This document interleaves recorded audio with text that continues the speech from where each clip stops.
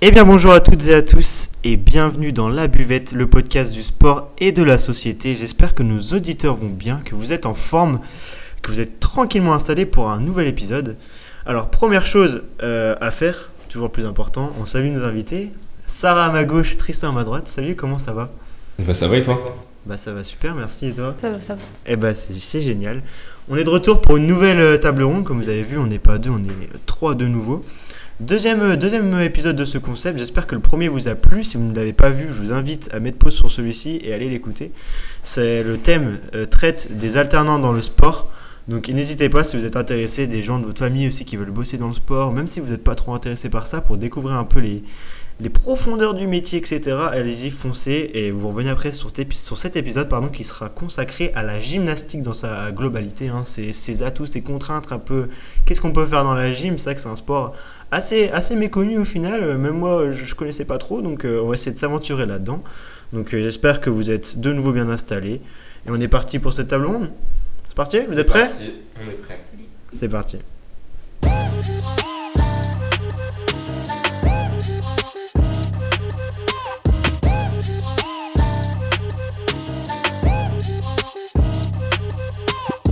Alors première chose déjà, Sarah, tu es la première femme invitée de la buvette.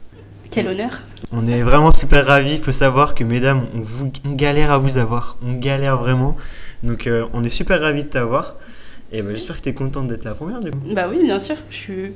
Comment on dit Honorée. Honorée, voilà. Honorée, c'est génial. Mais ouais, effectivement, mesdames, n'hésitez pas, vous êtes aussi les bienvenus sur notre podcast, parce que le sport, c'est pas que les hommes, c'est aussi les femmes. Donc foncez, si vous avez envie de passer dans notre émission, parler d'un sujet pas trop connu, vous allez faire la promotion de votre sport, et mettez un petit DM sur Insta, on répond rapidement, et puis on organise une petite table ronde, comme on fait ici, avec Tristan et Sarah. Première chose, je vais vous laisser vous présenter un peu votre prénom, votre nom, votre âge, votre parcours scolaire, et aussi votre parcours sportif, forcément. Savoir un peu ce que vous faites dans la vie. On peut-être laisse l'honneur aux femmes, qu'est-ce que t'en penses ? Allons-y. Allez Sarah, on te laisse y aller. Bah moi je m'appelle Sarah Martins, j'ai 23 ans. J'ai fait 3 ans d'études en carrière juridique. Et là j'ai arrêté pour travailler, en fait, tout simplement. À côté de mes études, pendant ça fait peut-être 8 ans, voire plus, que je fais de la gymnastique rythmique, où je pratique, j'entraîne et je juge aussi en compétition. Voilà. Très bien. Et écoute, Tristan, à toi l'honneur. Du coup, moi je m'appelle Tristan Espira, j'ai 20 ans. J'ai fait de la gym en compétition pendant un peu plus de 10 ans. Là, ça fait 2 ans que j'arrête, je reprends, je fais au mieux pour aller au plus d'entraînement possible. Tout simplement parce que mes horaires de travail ne permettent pas toujours de pouvoir s'entraîner. Là, j'ai été pendant 1 an et demi professeur à l'école de cirque de Bourg-en-Bresse. Et maintenant, je travaille au Saut Club de Viria pendant un petit temps. C'est un complexe avec plein d'activités sportives. On a du paddle, du tennis, on a plein de choses. Et voilà, je fais du bar, de l'animation, du service. Ok, très bien. Du coup, un peu varié. Et du coup, ouais, t'as fait de la compétition jusqu'à 17 ans et tu faisais des études à côté ou t'as stoppé ou... Non, honnêtement, j'ai tout stoppé. J'ai commencé un BTS dans le bâtiment pendant quelques mois que j'ai arrêté très rapidement avant de me dire que c'était pas du tout fait pour moi. Et du coup, voilà, là, je suis encore un petit peu en recherche de moi-même, mais pour l'instant, ça se passe bien, donc voilà. Écoute, on te souhaite que tu trouves la voie qui te procure le plus de bonheur, si je puis dire. Du coup, on est venu parler de gym. Alors déjà, Sarah, comment t'es arrivée à faire de la gym ? De quoi ça vient, cette famille, où tu t'es dit quand t'étais petite, j'ai envie de faire ce truc, ça a l'air pas mal comme sport. Comment t'as découvert cet univers ? Alors, comme toute petite fille, je pense. Tout le monde, quand on est petite fille, on rêve tous de faire des pirouettes, des roues, le grand écart. Donc, j'ai commencé par de la gymnastique artistique. Et après, j'ai arrêté parce que, ça me plaisait plus, je pense. J'avais besoin de couper. J'ai fait d'autres sports à côté. Et puis, en fait, quand j'ai été au collège, il y avait une option GR. Et en fait, j'ai repris ici la gymnastique rythmique, du coup. Et c'est là où j'ai trouvé clairement ma passion, où c'était en fait de la danse. Et du coup, ça me plaisait beaucoup plus. Et j'ai continué en fait du collège. J'ai trouvé ensuite un club. Et j'ai continué à pratiquer, faire mes compétitions, tout en faisant du loisir à côté. Et j'ai ensuite décidé de me former pour être monitrice. Et du coup, là, j'entraîne aussi des petites filles âgées de 6 à 12 ans. Ok, très bien. Alors, parce que du coup, Tristan, moi, au début, quand Sarah est arrivée, elle m'a expliqué la différence entre la GA et la GR. Ouais. Alors, moi, je n'y connaissais rien. Je pense qu'il y a plein de gens qui ne connaissent pas. Est-ce que tu peux nous expliquer un peu c'est quoi la différence entre les deux, les termes exacts? Comment ça se passe? Oula, alors on n'est pas du tout sur la même discipline. Nous, dans la gymnastique artistique, on a 6 agrès pour les hommes et 4 pour les femmes. Donc déjà, il y a pas mal de différences à ce niveau-là. La GA, moi je la connais pas très bien, mais la GR, pardon, je la connais pas très bien, mais tout se passe au sol. Oui. Ils n'ont pas d'autres agrès. On n'a Après, pas par d'agrès contre, du Non, en fait, ça c'est marche hyper pas en varié. agrès. Il y a plein d'autres choses que je connais à peine. Vous voyez comme quoi, même quand on est pratiquant, en fait, la gym, c'est tellement varié comme discipline. Ça, c'est super cool. Et l'autre jour, on était avec Abdella Riahi dans l'athlé. C'est un peu le même délire, je trouve. Il y a plein de possibilités. Et du coup, la GR, c'est quelque chose qui est plus au sol avec des accessoires. C'est ce que tu me racontais. C'est pas des accessoires. Pas des accessoires, voilà. Je me trompe en direct. Non, c'est pas des accessoires, c'est des engins. Enfin, nous, on appelle ça des engins. Et en fait, on en a 5, il me semble. Je sais plus. La corde, le ruban, le cerceau, le ballon, les massues. Et ensuite, après, on peut ne pas avoir d'engin, en fait. C'est de la danse, tout simplement. Et en fait, dans la choré, on va avoir des difficultés, des sauts, des pivots. En fait, c'est des mouvements obligatoires, voilà, dans la choré. Ok, donc voilà, j'espère que vous avez bien compris la différence. C'est juste un GR, le sol, les engins, du coup. Et la musique. Et la musique. Alors quand GA, du coup, c'est quoi? C'est tout au poids du corps, c'est des figures aussi, je suppose. Donc pour la gamme, donc la gymnastique artistique masculine, on a 6 agrès qui comportent le sol, le saut de cheval, la barre fixe, les barres parallèles, les anneaux et le cheval d'arçon. Donc il y a des agrès de force, il y a des agrès de voltige, on a des agrès qui combinent un peu équilibre et force. Et après, donc, dans la GAF, gymnastique artistique féminine, il n'y a que 4 agrès qui comportent le sol et le saut comme les hommes, et la poutre et les barres asymétriques. Donc la poutre, vraiment sport agrès d'équilibre plutôt, même s'il y a aussi de l'acrobatie dans la poutre. Enfin, en fait, tout se mélange un petit peu. Et barre asymétrique qui pourrait se rapprocher un petit peu de la barre fixe pour nous les hommes. Ok, très bien. Moi, je pense que vous avez un peu visualisé les épreuves, du coup, c'est un peu plus parlant comme ça. Et du coup, Tristan, comment t'en es arrivé à la gym? Alors, personnellement, je sais pas si c'est le cas de tout le monde, hein, mais c'est peut-être quelque chose que je me suis mis en tête. Mais pour moi, la gym, c'était vraiment un côté hyper féminin. Et bien qu'il y a beaucoup d'hommes quand même qui en pratiquent, je suppose, hein, mais c'est vrai que j'avais cette idée-là. Et du coup, comment toi, est-ce que tu as commencé la gym en tant que petit garçon, je suppose? Ouais. En fait, tout simplement, à la maison, j'étais un enfant qui bougeait beaucoup, qui sautait un peu de partout. Et mon père, un jour, il m'a montré une vidéo de gymnastique professionnelle. Et il m'a dit, écoute, il y a les portes ouvertes, viens, on va y faire un tour. Et j'ai dit, ok, je suis trop chaud d'essayer, tout ça. Et du coup, c'est comme ça que je me suis mis dans la gym. Je suis arrivé à la porte ouverte et il y avait deux garçons qui à l'époque avaient 3-4 ans de plus que moi, qui ont toujours 3-4 ans de plus que moi, mais qui étaient très jeunes par rapport à maintenant, et qui m'ont montré tous les agrès, qui m'ont fait essayer. J'ai adoré, je me suis inscrit et puis j'ai plus jamais arrêté. Après, à l'école, comme tu dis, du coup, moi j'avais 6 ans et demi, 7 ans quand j'ai commencé la gym. Mais pourquoi tu fais de la gym? C'est un sport de filles et tout.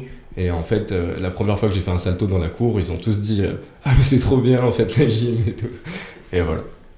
Ok, hyper intéressant, comme quoi. J'ai appris aussi plein de trucs en faisant un peu des recherches. C'est vrai qu'il y a des épreuves et c'est tellement varié, etc. C'est hyper intéressant. Donc, si vous êtes un peu dans le cas de Sarah ou Tristan, bien que toi, tu aies commencé du coup à la GA, pour ensuite sur la GR, il n'y a pas de frontière entre les deux. Allez-y, foncez. Est-ce que vous connaissez un peu, on reçoit pas mal d'athlètes qui font les JO, qui ont fait les JO. La GR, c'est pas aux Jeux Olympiques, c'est ça? Si. C'est aux Jeux Olympiques? Ah oui. Écoutez, voilà, j'apprends quelque chose. Si, c'est aux Jeux Ok. Olympiques, oui. Et du coup, comment ça se passe pour se qualifier? S'il y a des compétitions, est-ce que tu connais un peu Alors, le pour processus? se qualifier, je sais pas du tout comment ça se passe, mais je sais juste que, comme je le dis, il y a plusieurs fédérations dans la gymnastique. Il y a la FSCF, Fédération Française et Culturelle de France, donc c'est celle où je suis. Il y a la FFG, je pense que c'est où Tristan, et du coup, Fédération Française de Gymnastique, si je me trompe pas. Et du coup, il y a la FIG, Fédération Internationale de Gymnastique, et c'est là, en fait, qui permet, je pense, encore plus d'évoluer dans la gymnastique, et du coup, d'être qualifié pour les JO, etc. Mais par contre, pour être qualifié concrètement, je sais pas du tout. Mais il faut être dans un club français, ça c'est sûr. Ok. Et en gym, toi, tu en sais un peu plus ou Alors, j'en sais un peu plus, ouais. Alors, en gymnastique artistique, c'est que la FFG qui peut aller au bout et vraiment aller dans les grosses compétitions et aux Jeux Olympiques.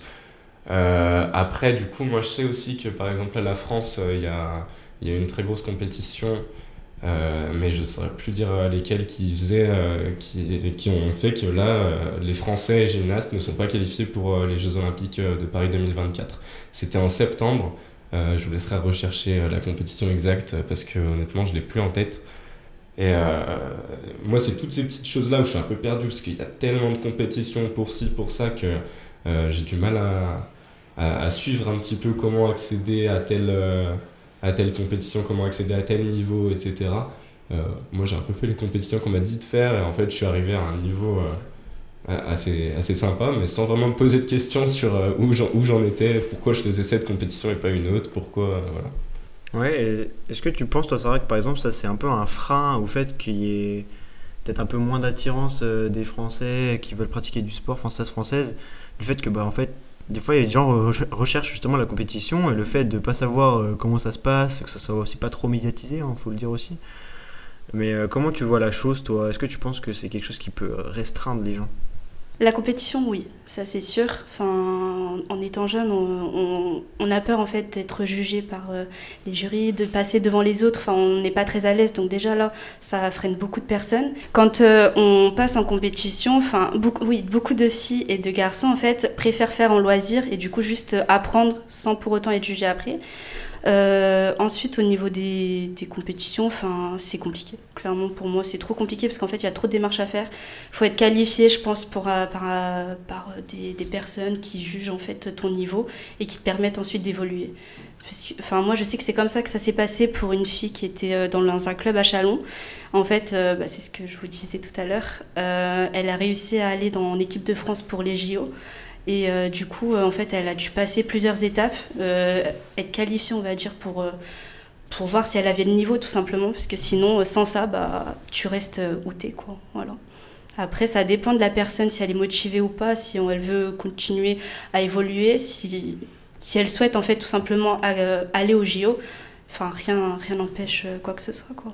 Ouais, est-ce qu'il y a peut-être, Tristan, une sorte de pression quand tu fais de la gym ou une sorte de côté pas trop fun, un peu militaire, entre gros guillemets, dans le style, c'est vraiment hyper précis, il faut faire comme ça. Est-ce qu'il manque peut-être un petit côté fun et attrayant en se disant, je viens juste faire des pirouettes, je viens m'amuser et je m'en fiche si je fais pas de concours général, quoi. Est-ce que ça manque peut-être, du coup tu me disais que tu faisais du cirque, est-ce qu'on retrouve peut-être plus ça dans le cirque, ça attire peut-être plus? En fait, moi j'ai toujours trouvé un côté fun à la compétition, mais parce que j'adore ça, je suis quelqu'un qui aime la compétition. Mais c'est clair que si on se dit je veux pas faire de compétition, ça me met trop la pression, faut être droit, faut avoir les points tendus pour chaque truc, faut machin. Si je veux pas avoir forcément les points tendus, les fesses serrées sur chaque acrobatie et que je veux juste faire des saltos, être plus libre dans ma pratique, faire un peu ce que je veux, maintenant en fait il y a beaucoup de possibilités, il y a plein de clubs de parcours ou de gym urbaine.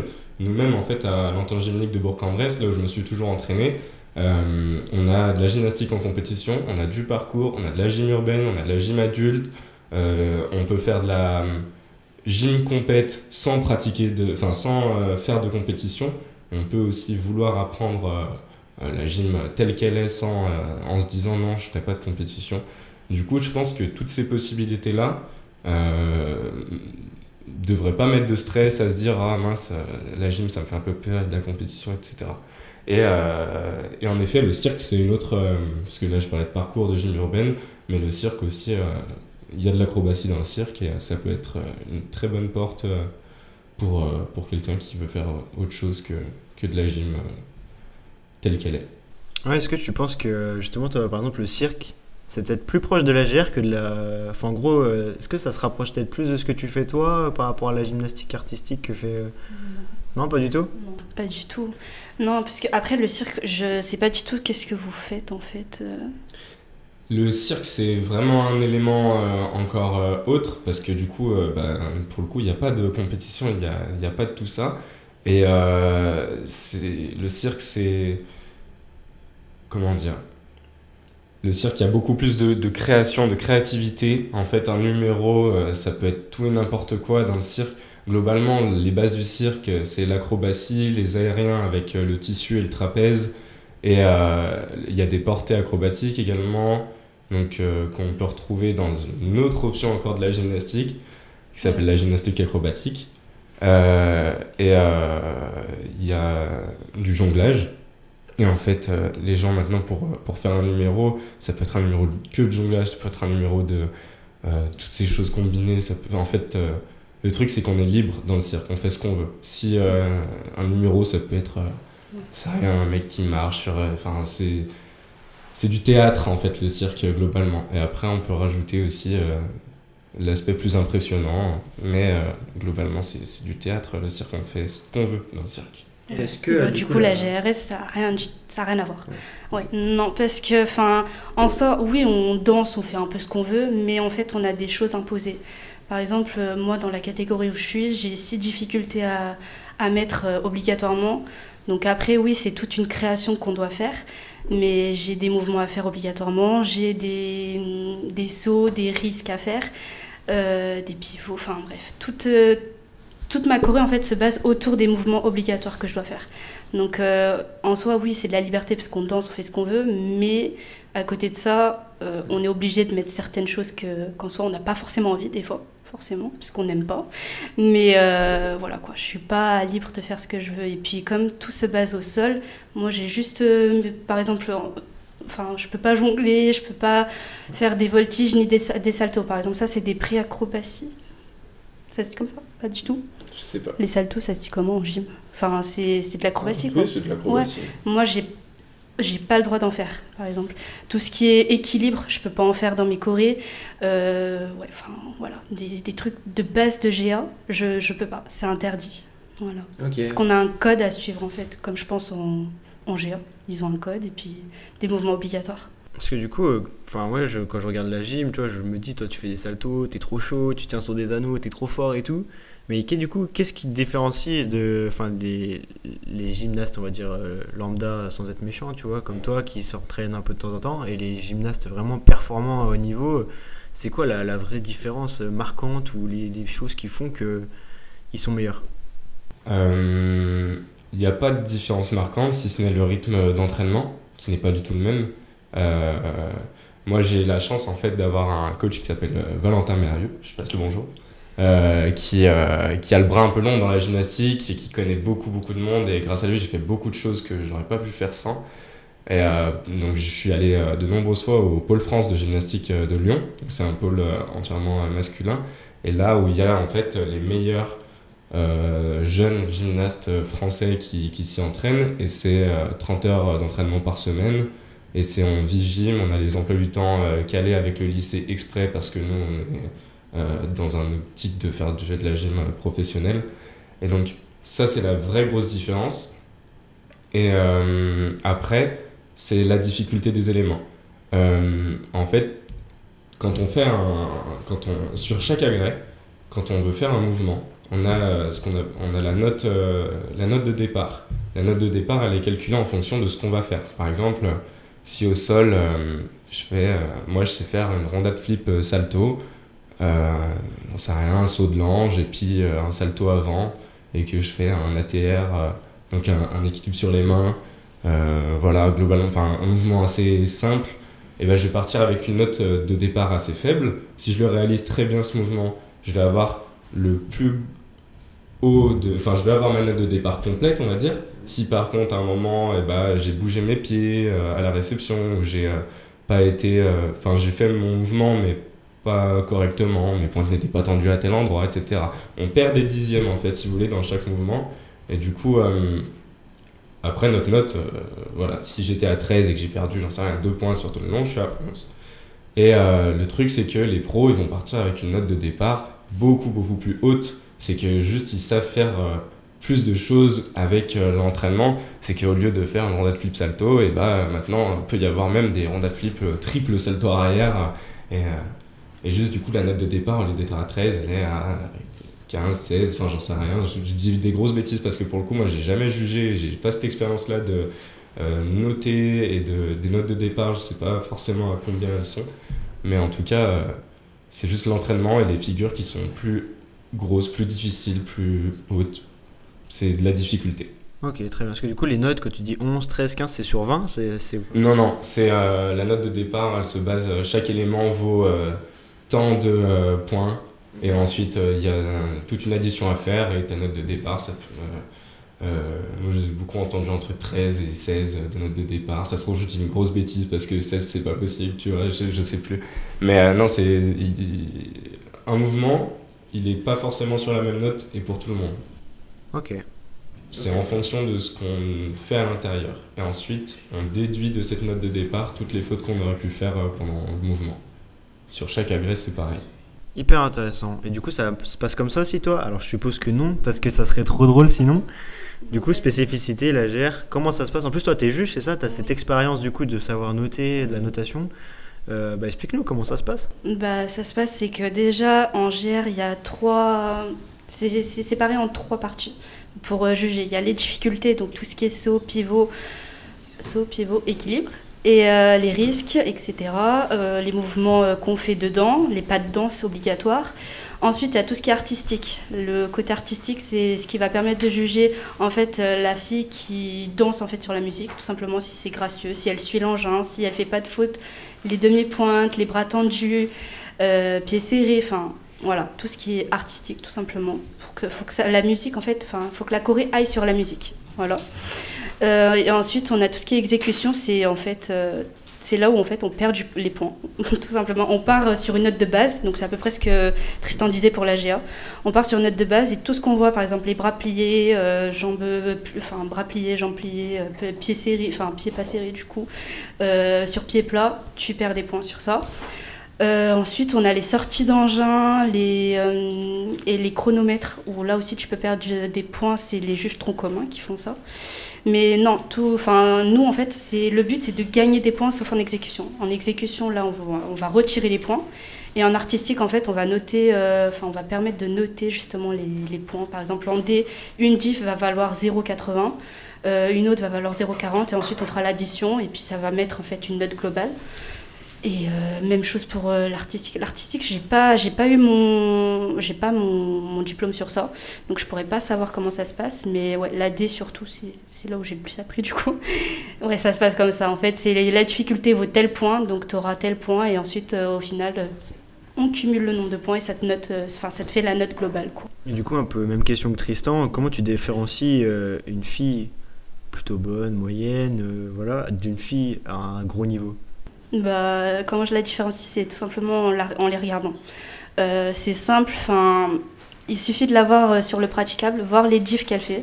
Par exemple, une diff tout simple où je me mets sur demi-pointe va falloir 0,20. Une autre où je fais mon Y, donc ça veut dire je prends ma main et je prends ma jambe en l'air, quoi. Okay. 0,80 quoi. Donc déjà là, ça fait une différence incroyable au niveau des points et forcément au niveau du niveau de la fille. Et c'est là en fait où on aura toute la différence. Ensuite, on a les risques. Donc ça veut dire en fait les risques, c'est les lancers où en fait on lance l'engin et on fait des petits tours en dessous. Hein, voilà. Un tour va valoir 0,40, deux tours 0,60, trois tours des fois 1 point. Enfin, tout dépend comment la manière aussi comment on le rattrape. Comment on le lance, on peut le lancer sans la main, enfin bref. C'est des petits détails en fait où on rajoutera des points à la gymnaste. Et puis comment je les différencie, c'est tout simplement si elles travaillent à côté ou pas et la motivation qu'elles ont. Voilà. Ok, hyper intéressant. Et est-ce que, par exemple, toi sur la gym, il y a pas mal de sports, moi je pense par exemple au basket, où des fois on voit des athlètes qui ont commencé le sport sur le tard. Par exemple, ils étaient grands, on se dit on va jouer au basket, et d'un coup ils percent et ils finissent professionnels. Est-ce que tu penses que c'est possible dans un sport comme la gymnastique ou pas trop? Non, ça n'existe pas dans un sport comme la gym. On peut commencer la gym tard et avoir un bon niveau et être très content de ses performances, voilà. pour être professionnel, non. C'est honnêtement, ou peut-être, j'ai jamais vu en tout cas. Mais ça doit être très très rare. Parce que on entraîne son corps depuis vraiment petit sur des... Il y a des choses en fait sur lesquelles...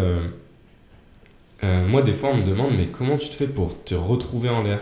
Et j'ai dit en fait c'est venu au fur et à mesure des années à force de faire.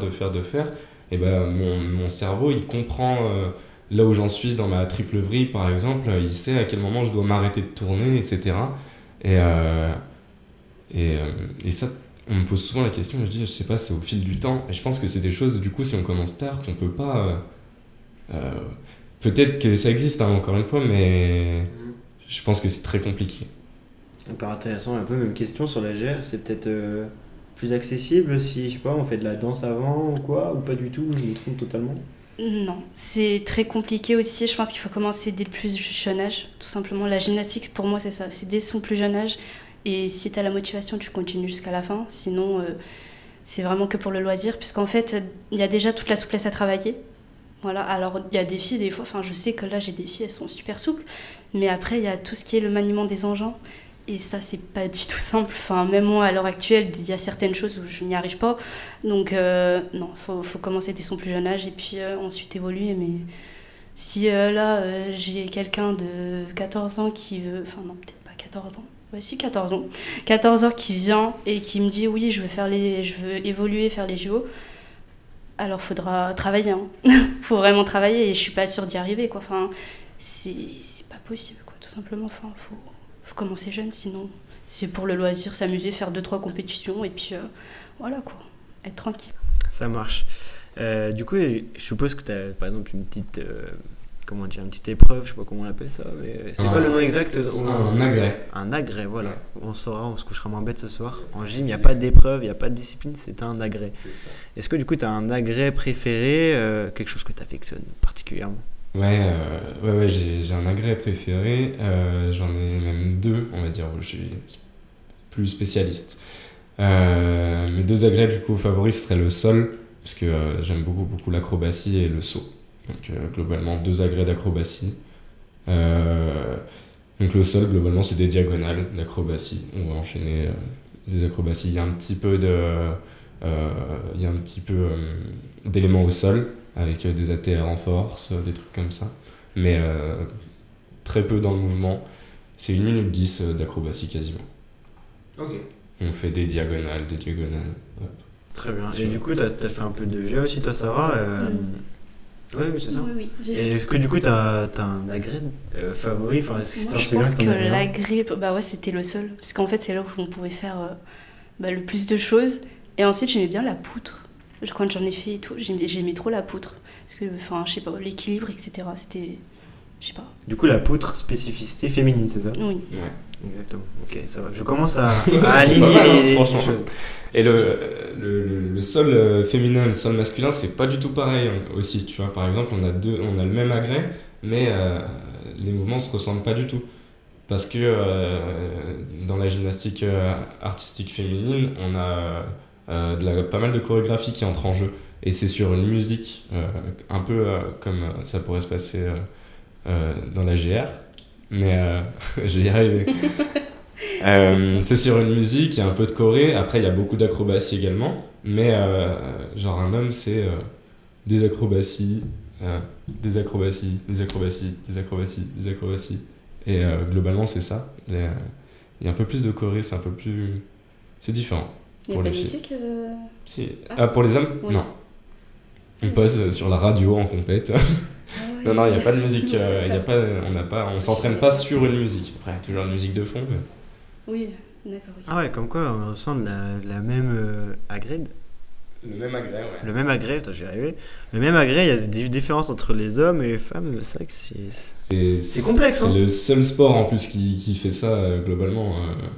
Tous les autres, les filles et les garçons, au basket, c'est les mêmes règles, c'est le même jeu, même en athlétisme, de partout. La gymnastique, ils ont dit non. Mais en fait, c'est totalement logique quand on regarde. Les agrès sont appropriés à à comment le corps de l'homme est fait et le corps de la femme est fait. Je sais pas ça. Non, ça me fait rire, c'est parce que Ouais. faut pas confondre. Enfin, oui, l'homme a plus de force, etc. Mais Non, mais. Il y a sûrement une explication rationnelle. Ouais, c'est ça. Mais en vrai, genre, limite, je suis chaud de taper une recherche Google parce que je l'aurais pas, mais on m'a beaucoup expliqué que c'était plutôt très logique. Après, je suis sûr que les femmes pourraient faire les agrès des hommes et inversement, mais ce serait sûrement moins haut niveau, je pense. oui, ça c'est sûr. C'est sûrement la raison rationnelle du coup qu'on cherchait. Oui. On pense aux anneaux. Moi, c'est vrai les que- anneaux qui me. Je les vois dans un gymnase, je suis là en mode ok. Bah, c'est vrai que par exemple, le corps de l'homme et les épaules, c'est vrai que c'est surtout les épaules les anneaux, si je dis pas de bêtises. Ouais, c'est beaucoup de. Je pense que le corps d'une femme n'est pas développé pareil au niveau des épaules, mais comme vous, la poutre, je pense que c'est peut-être plus une spécificité féminine sur l'équilibre qui vont peut-être plus, je sais pas du tout, je dis peut-être une bêtise. Hein, mais... Ouais, mais si, sûrement. Puis après, ouais, j'ai pas envie de dire une bêtise, mais enfin, je dirais que de base, les femmes sont plus gracieuses, ont plus de souplesse de base, même si un homme peut être très souple. Mais je pense qu'à la naissance, tu vois, enfin, j'en sais rien, mais j'ai toujours vu des filles qui ont jamais fait de gymnastique, etc., dire oh, je vais faire un grand écart à l'école, quoi, alors que des mecs, jamais. Et du coup, je sais pas si c'est réel, mais je pense que ça se base quand même sur des choses. Ouais. Ouais, lié au corps humain, quoi, tout simplement. Il n'y a aucune raison sexiste ou féministe ou quoi. c'est Ah juste- non, je voulais pas en arriver là. Justement, Non. tu vois, dire, On ah, n'est merde, pas il a dit ici, un ne truc vous de fou. inquiétez pas. Ils respectent toutes les gymnastes, il n'y a aucun souci. Non, bref, mais du coup, toi, pour la Sarah sur la GR, est-ce que tu as un engin du coup préféré? Je commence à avoir les termes, hein, on s'améliore. Est-ce que tu as un engin préféré, un truc que tu affectionnes, quelque chose que tu dis, ça j'aime bien quand même? J'en ai un ou deux, non, un seulement. Un, parce que c'est le ballon. Parce qu'en fait, pendant 2 ans, j'ai arrêté à peu près la GR. J'entraînais seulement. Et ensuite, j'ai voulu, parce qu'en fait, à force d'entraîner les petites, forcément, ça te manque. Du coup, j'ai voulu reprendre. Et puis, je me suis mis dans ma catégorie de base, c'était ballon. Et j'ai repris en fait avec cet engin-là. Et je crois que je me suis jamais autant amusée. Vraiment, mais juste de l'amusement. Cette année-là, avec un ballon, j'ai trop aimé ma choré. C'est Marine, du coup, ma coach, qui me l'a fait. Et en fait, c'est là où j'ai fait ma plus belle année, mes plus beaux podiums. Alors que j'en faisais, mais beaucoup moins les années d'avant que cette année-là, alors que j'avais arrêté pendant 2 ans. Enfin, je pense que comme la GA, je pense que quand on s'arrête un petit moment, on perd un peu son niveau. Et là, en fait, pas du tout, dans mon cas. Donc non, j'étais super contente. Donc ouais, ça serait ballon pour moi. Ok, le ballon, hyper intéressant. Je disais un petit peu je sais plus si c'est quand on en parlait entre nous, mais je trouve que la gymnastique manque cruellement de médiatisation, alors que c'est des performances incroyables quand on regarde. Ça m'est déjà arrivé de tomber sur un concours à la télé comme ça, c'est très rare, mais sur des championnats d'Europe ou du monde ou de les JO, et c'est tellement impressionnant et je trouve que c'est trop dommage que ça soit pas mis en lumière comme ça. Du coup, tu m'as dit Tristan que tu étais allé un petit peu au pôle, à Lyon, etc. Tu as vu des vrais athlètes. Est-ce que tu en connais qui vivent déjà de ce sport?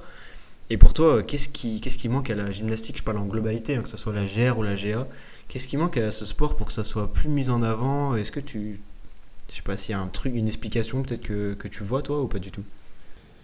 Alors oui, je connais. Alors qui en vivent, je sais pas combien de temps il en a vécu et s'il en vit encore, etc. Mais donc je connais Cyril Thomassen qui est médaillé plusieurs fois des Jeux Olympiques à la grée des Chevals d'Arçon. Donc lui après c'est plus en fait on vit à travers des sponsors, etc. On vit pas comme un footballeur, mais si c'est pas plus médiatisé que ça, je pense que c'est tout simplement parce que le sport est moins connu et puis donne moins de vie. Enfin, je sais pas. En tout cas, moi, ça m'embête. Hein. J'aimerais bien avoir de la gym à la télé. Le truc, c'est que ouais, on peut voir peut-être de la gym à la télé une fois par an si on a toutes les chaînes, qu'on a payé l'abonnement à 100 balles par mois. Sinon, c'est juste pas possible. À part aux Jeux Olympiques. C'est là où on voit un peu de gym. Et j'ai pas la raison du pourquoi, du comment c'est pas médiatisé, mais je pense que c'est tout calculé, tu vois. Si le foot c'est beaucoup médiatisé, c'est parce que ça rapporte beaucoup, parce que beaucoup de gens regardent. Je pense qu'il y a eu des tests avec la gym et que finalement c'est pas tant regardé et c'est dommage, mais c'est comme ça. Et après, ouais, non, si on pouvait faire en sorte que ça soit un peu plus, moi je serais le plus heureux. Ouais, je pense que t'es d'accord, Sarah. Je trouve la GR c'est encore plus caché comme sport, c'est un truc de malade. Moi j'ai jamais vu ça là, nulle part. Alors, ouais, c'était dans les derniers JO. Elle est passée à la télé, mais sinon, non, elle passe jamais à la télé ni quoi que ce soit. Après, forcément, je pense que c'est le fait de ne pas être non plus très connue, la gymnastique, globalement. Et puis, ça rapporte moins. Forcément, les gens s'y intéressent moins que le foot. Le foot, ça va regrouper tout le monde. Parce que tout le monde va se dire « Ah oui, je suis pour telle équipe », donc forcément, ça va rapporter de la visibilité. Mais la gymnastique, on ne va pas s'identifier à quelqu'un, en fait. On va soutenir la gymnaste, mais à part ça, c'est pas toi qui vas gagner quelque chose, quoi. Donc, voilà, c'est le foot, tout le monde se sent uni, alors que la gymnastique, non. Donc voilà. Et puis sinon, pour réussir à voir les compétitions, c'est sur YouTube. Ah, je cherche, je fais tout mon possible pour chercher. Donc non, j'ai réussi à avoir deux, trois vidéos, mais sur la télé, non, ça passera pas. Ouais, donc il y a encore beaucoup de choses à développer pour la visibilité de la gymnastique. Et il y a un peu des compétitions là, on est à Bourg-en-Bresse. Est-ce que vous savez s'il y a des choses qui s'organisent de temps en temps, ou peut-être à Mâcon, Sarah? Est-ce qu'il y a c'est commencé toutes les semaines, comme un match, comme un club dans des associations plus normales, entre guillemets? C'est quoi, tous les mois? Comment ça se passe une compète en niveau amateur sur la gym? Alors, tout dépend du niveau de la gymnaste. Par exemple, les plus petites, c'est ce qu'on appelle le niveau poussine. C'est une après-midi et c'est 3 compétitions dans l'année, 2 qui durent une après-midi et une, c'est une journée. Et en fait, c'est là où elles font leurs meilleurs mouvements. En principe. Et sinon, c'est les plus hauts niveaux, ça dure 1 à 2 journées. Tout dépend en fait de la compétition. Les départementaux, c'est quoi? Normalement, c'est 2 journées et les régionaux, 1 journée. Parce qu'en fait, les départementaux, ça va regrouper toutes les catégories de gym. Donc, les niveaux aînés, jeunesse et poussine. Aînés, c'est les plus vieilles, jeunesse, les moyenne, poussine, voilà quoi, les plus petites. Et chacune en fait passe sa choré qui dure normalement entre 1 minute 30 et 1 minute 45 avec son engin qui a été choisi par le programme fédéral en fait, tout simplement. C'est eux qui choisissent en fait les engins des gymnastes en fait pour l'année qui suit. Et voilà, on fait la choré sur l'engin, elle passe devant les jurys pendant 1 minute 30, 45, tout dépend de la musique qu'elles ont voulu. Et puis elles sont notées sur ça, voilà. Et, mais comment ça se fait que du coup ça dure une après-midi entière? Parce qu'en fait, il y a plusieurs clubs, rien que en Saône-et-Loire, on est 3 clubs. Ensuite, on a Besançon qui nous rejoint souvent pour les compétitions. Des fois, il y a Saint-Étienne qui nous rejoint. Il y a aussi des gymnastes de Paris qui sont venus l'année dernière, en fait. C'était trop bien parce qu'en fait, ça a regroupé tellement de gymnastes et du coup, forcément, des niveaux plus hauts. Donc, j'étais contente. Moi, j'aime trop voir les niveaux supérieurs puisqu'en fait, c'est des trucs que moi, je fais pas. Et ça fait trop plaisir de voir. Et puis, même les petites, elles sont en fait, oh, c'est trop beau, je vais faire pareil. Elles n'y arrivent pas. Malheureusement, mais ouais, en fait ça dure autant de temps parce qu'en fait on doit avoir une centaine de gymnastes qui passent et rien que pour poser une note entre les jurys qui sont pas d'accord et mais elle a pas fait ça, et puis comme les jurys en fait ça regroupe tous les clubs, bah forcément il y a un peu de rivalité. Oui, je veux que ma gym fasse ça, donc elle aura cette note là, bref voilà quoi. Mais c'est pour ça dure autant de temps parce qu'ensuite il y a les équipes. Forcément, ah oui, j'ai oublié de dire ça, oui, parce qu'en fait, tu peux faire toi ta choré en individuel, tu passes toute seule, donc devant les jurys. Sinon, tu as les duos à 2, forcément, logique. Et ensuite, tu as les équipes qui regroupent généralement 4, 5, 6 filles. Et en équipe, ça dure extrêmement longtemps, ça peut aller jusqu'à 2 minutes 15. Et c'est super difficile à poser une note parce que, elles font tellement de trucs. Franchement, je me perds, moi, quand je les vois, je dis ok, d'accord. Bon. Bah, j'ai pas tout suivi. Ouais, tu te perds en fait, ça va tellement vite des fois, tu les vois pas, donc c'est super compliqué quoi. Voilà. Donc on fait avec. Et puis on essaye de poser une note qui représente la valeur de la Corée, mais pas facile, quoi. Voilà. Ok, très bien. Bah, franchement, j'ai tout compris, donc je pense que c'est compréhensible de ouf. Donc nickel, ouais. Donc pas beaucoup de compétitions, mais des durées assez. Il y a beaucoup de compétitions, pas beaucoup pour les poussines, 3. Sinon, moi, l'année dernière, j'en ai fait 5 ou 6, parce que j'étais en aînée. Et les jeunesses, elles doivent en avoir aussi 4, 5 à peu près. Ouais, les poussines, c'est celles qui font le moins. Moi, j'en ai fait 6 parce que j'ai fait les nationaux l'année dernière, d'où en fait ma présence à toutes les autres compétitions. Voilà. Ok, très bien. C'est un peu plus rythmé comme fréquence. Ok, ça marche. Du coup, je pense, c'est la même chose ou pas du tout? Ouais, ça y ressemble. Là, on arrive un peu sur les sujets que moi je connais le moins. Mais ça dépend, je sais que ça dépend beaucoup des niveaux. Parce qu'il y en a qui font des compétitions départementales, régionales, ensuite il y a des France, ensuite il y a telle catégorie, etc. Et donc on arrive vraiment sur, au niveau du planning de compétition sur une année. Sur une saison, là je suis un peu. Je connais pas bien comment ça se passe. Mais en général, ça commence autour de décembre sur la saison des compétitions. Et je sais que après ça dépend aussi de quelle note on fait. Parce que si on est dernier tout le temps, en fait on va être éliminé du classement avant. Et du coup on pourra pas accéder à certaines compétitions chez nous. Donc voilà. Mais en général, par saison, une dizaine de compétitions, je dirais, en moyenne. Tu as une grosse moyenne. Ouais, une dizaine de compétitions pour un niveau plus ou moins amateur, mais pas pro en tout cas. Les professionnels, c'est encore autre chose. Et là, je m'aventure pas là-dedans parce que je connais pas du tout. Et après, pareil, c'est sur une grosse durée parce que du coup, nous, on a 6 agrès en général à faire. Ça prend pas hyper longtemps, mais du coup sur un plateau de gymnastique où il y a des fois 30 équipes qui s'affrontent, faut tourner, ça fait sur plusieurs plateaux, etc. Faut attendre le palmarès, c'est souvent sur une grosse après-midi ou une très grosse matinée. Et voilà, au niveau de la durée des compétitions, ouais, c'est à peu près tout ce que je sais. Bah écoute, c'est très bien, c'est déjà pas mal. Et tu voulais aussi nous parler de quelque chose qui te tenait à cœur, là, je t'ai entendu un peu tout à l'heure. Si t'as le micro qui est pour toi, il n'y a pas de souci.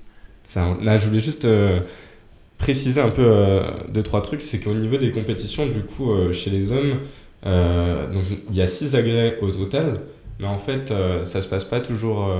On fait pas toujours les 6 agrès. Dans une équipe, en fait, en général, on est 5 ou 6, et le but, c'est qu'il y ait 3 notes qui rentrent.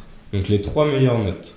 C'est-à-dire que, par exemple, si on est 5 à passer au sol, il n'y aura que les 3 meilleures notes de l'équipe qui seront pris en compte par le jury donc pour ensuite faire le classement de la compétition, etc. Après, par contre, il y en a qui vont se dire, du coup, comme on est 5 dans l'équipe, on n'en fait passer que 3 parce qu'on sait que eux, c'est les 3 qui déchirent au sol. Et voilà, on fait passer eux au sol. Après, par contre, ça sera vous deux en barre physique plus lui parce que et en fait, c'est tout un calcul comme ça pour moins se fatiguer et pas passer sur tous les agrès et faire la meilleure note possible par équipe au total. Moi, quand j'étais plus petit, les compétitions par équipe, on passait que sur les 4 agrès, on passait pas sur cheval d'arçon et anneau. Je sais pas si ça a changé ça, mais je sais que maintenant, en tout cas, il y a beaucoup de compétitions par équipe où c'est les 6 agrès. Et après, il y a encore une autre option, c'est les compétitions individuelles, où là, du coup, c'est les 6 agrès, et il faut être bon de partout, ou le meilleur, en tout cas, possible de partout. Et ce qui est intéressant dans la gym, c'est qu'il y a des athlètes qui sont spécialistes sur un seul agrès. Je parlais tout à l'heure de Cyril Thomasson, qui a fait des médailles au JO que en cheval d'arçon, qui, je le connais un petit peu, par exemple, s'il fait un sol, il a pas du tout, mais alors pas du tout un niveau de Jeux Olympiques. Et du coup, c'est marrant, c'est vraiment focaliser toute sa carrière sur un agrès. Et au-delà de ça, il y a des... je sais plus comment on les appelle, j'allais dire généralistes, mais c'est pas des généralistes, je sais plus comment on les appelle. En tout cas, qui vont faire les 6 agrès et du coup, qui vont avoir un moins bon niveau qu'un spécialiste, mais qui vont être quand même plutôt très très bons de partout. Voilà, là-dessus, pour comparer, on peut à peu près comparer ça du coup à du décathlon, par exemple, en athlée, c'est ça ? où tu as 10 épreuves, tu as de tout, t'es pas spécialiste, mais tu es bon partout. C'est ça, exactement. Ok, très intéressant, même le côté stratégique du coup sur les équipes par épreuve, c'est ça, tu vois, j'en avais aucune idée. Et le fait de bien choisir ses athlètes par rapport à ses points forts, ses points faibles, c'est super intéressant. C'est ça. Après, des fois, il n'y a pas le choix. Moi, j'ai fait des compétitions, on était 3 dans l'équipe parce qu'il y avait 3 garçons à ce moment-là, cette année-là, qui avaient le niveau de faire des compétitions et on passe de partout, on fait de notre mieux. Et en général, on va pas le plus loin possible parce qu'on est que 3 et qu'il y en a d'autres qui sont plus dans ces stratégies-là, etc.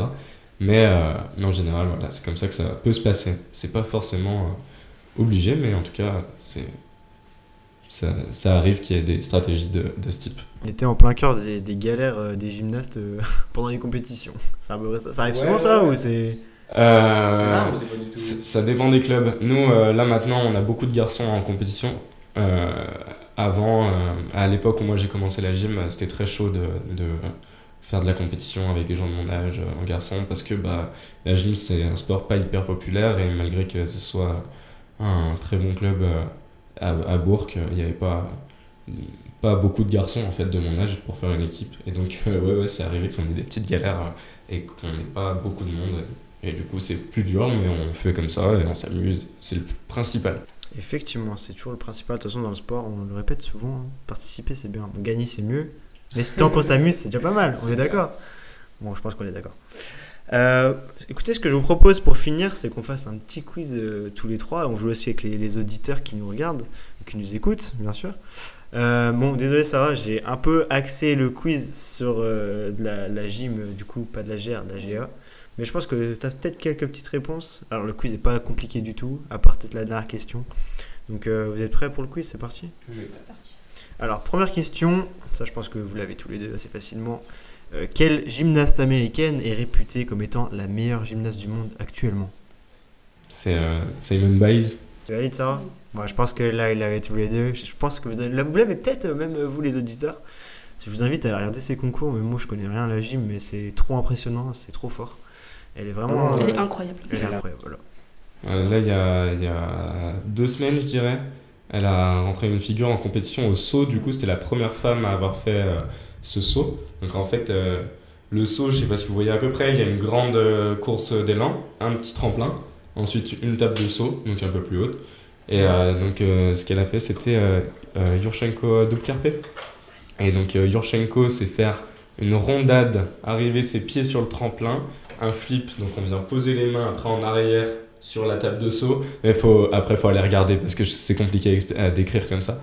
Et un double salto arrière carpé, c'était la première femme à le faire en compétition, et du coup je crois que chez les femmes il porte son nom. Au lieu de s'appeler Yurchenko double carpé, il s'appelle genre Biles, je sais pas, mais voilà. Elle est incroyable. Incroyable. Purée, trop stylé. Est-ce que, du coup, ça, c'est peut-être plus une question pour Tristan, mais tu pourrais y répondre aussi, Sarah.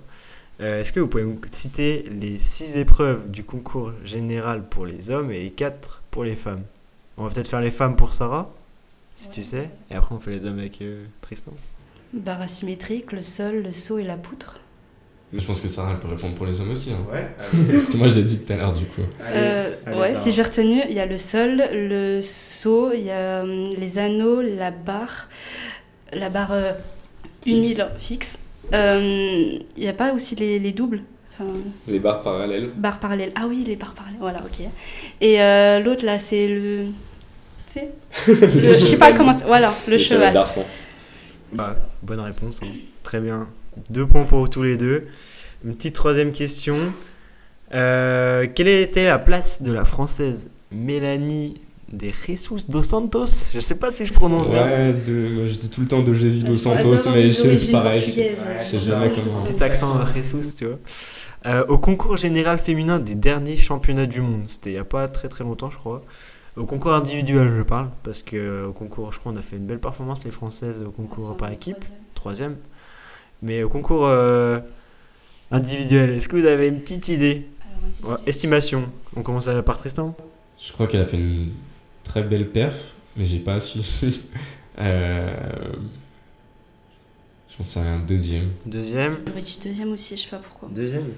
Non, attends. Mais en fait, ça dépend quel... Sur le général? Ouais, sur le général, ouais. Allez, une estimation. Je général, je sais pas. Non, je sais pas, je vais dire deuxième aussi. Deuxième aussi. Au moins, je peux pas me louper toute seule. On prend pas de risque. Bon, vous avez été vraiment sympa avec elle. Bon, elle a fini 10e. Bon, c'est déjà pas mal. Ouais, mais franchement, je savais pas du tout. C'est déjà pas mal dans un concours remporté par forcément. Qui c'est qui a remporté le concours? Vous vous en doutez? Les États-Unis. Ouais, elle est l'athlète du coup. Ah bah Simone Biles. Ouais, c'est ça. On prend pas trop de risques. Bon, pas de points sur celle-ci, mais bon, vous êtes toujours à égalité. Et là, ça va être la dernière question, la question fatidique pour se départager. Est-ce que vous pourriez me dire le nombre de licenciés en France sur la gymnastique globale? On prend toutes les formes de gymnastique possibles. Vous avez le droit à une marge de 25 000 licenciés. Mais je vais être si loin. Il va y avoir 200 000 entre ce que je dis et ce qui va... Ah, c'est là-dessus que ça se joue. Je dirais 100 000. Je sais pas. Mais tu valides? Ouais. Allez, 100 000 pour Sarah. Parce que je sais pas du tout. Je vais dire 250 000. Je sais pas. Ça se trouve, je suis tellement haut, ça se trouve... Mais on moi, est je suis tellement bas j'en aussi. sais rien. Peut-être à tout moment, je sais pas. Et bah, messieurs, dames, désolé Sarah, mais ça sera une victoire pour Tristan. Le chiffre exact, c'est 325 000. Ah ouais, tu vois. Tant mieux. Tant mieux, tant mieux. On se rapproche des ça, je pense que ça devrait bientôt rentrer dans les top 10 en France, peut-être. Non, mais c'est vrai que par contre, il y a énormément de monde dans la... Ouais, je me rendais pas compte, mais c'est vrai qu'il y a énormément de monde. Après, par contre, est-ce que ça fait des grosses compétitions et qu'il y a beaucoup de... Enfin, c'est marrant parce que c'est un sport, du coup, où il y a beaucoup de monde, comme on est en train de le voir là, et pourtant, c'est pas médiatisé, comme on l'a dit tout à l'heure. En fait, c'est tellement aussi varié et éparse. On a pu le voir à travers toutes ces tables rondes, il y a tellement de choses dans la gym, c'est une discipline qui est tellement variée. Et c'est extraordinaire d'ailleurs. Mais comme quoi, il y a beaucoup de monde, mais un peu éparpillé de partout. Et on s'en doute pas. Bah écoute, félicitations Tristan, une petite victoire pour l'honneur. Bon, ça va, elle s'est bien battue quand même. Et bah écoutez, je pense que c'est la fin de cette table ronde. Je pense qu'on a fait le tour un peu du sujet. Merci à vous deux de votre présence. C'était Merci de rien. beaucoup à toi. Merci à vous qui sont derrière les caméras. Lucas, on l'oublie toujours, qui est là aussi. Un petit message à notre superviseur Corentin, que vous n'avez pas trop l'occasion. On a un peu des gens autour du podcast qui nous donnaient des conseils, surtout au début, et qui étaient là pour nous guider dans le podcast. Donc merci à toutes les personnes qui nous entourent. Une nouvelle fois, merci d'être venu. J'espère que vous avez apprécié le moment. C'était cool, vous avez aimé? C'était avec grand plaisir. Cool. Franchement, ouais, c'était trop bien. Bah écoutez, je perds mes mots, c'est la fin là. Vivement que ça se termine. N'hésitez pas à parler du podcast autour de vous, si vous avez des gens qui peuvent écouter ça s'écoute dans le trajet sur une voiture. Au lieu de mettre une musique, vous mettez la buvette podcast, c'est super simple, ça s'écoute très facilement. Merci à vous, écoutez, je vous souhaite plein de bonheur dans vos sports et dans vos vies actives. Merci à nos auditeurs de nous avoir suivis. Comme d'habitude, on est disponible sur les réseaux sociaux, Instagram, TikTok, aussi sur YouTube en vidéo, même sur Spotify maintenant en vidéo, nouveauté de cette année. Et à bientôt pour de nouvelles tables rondes accompagnées de nouveaux athlètes ou de nouveaux sportifs. On se dit à très bientôt dans la buvette. Et surtout, n'oubliez pas que la vie est un sport, alors buvons-la sous tous ses angles.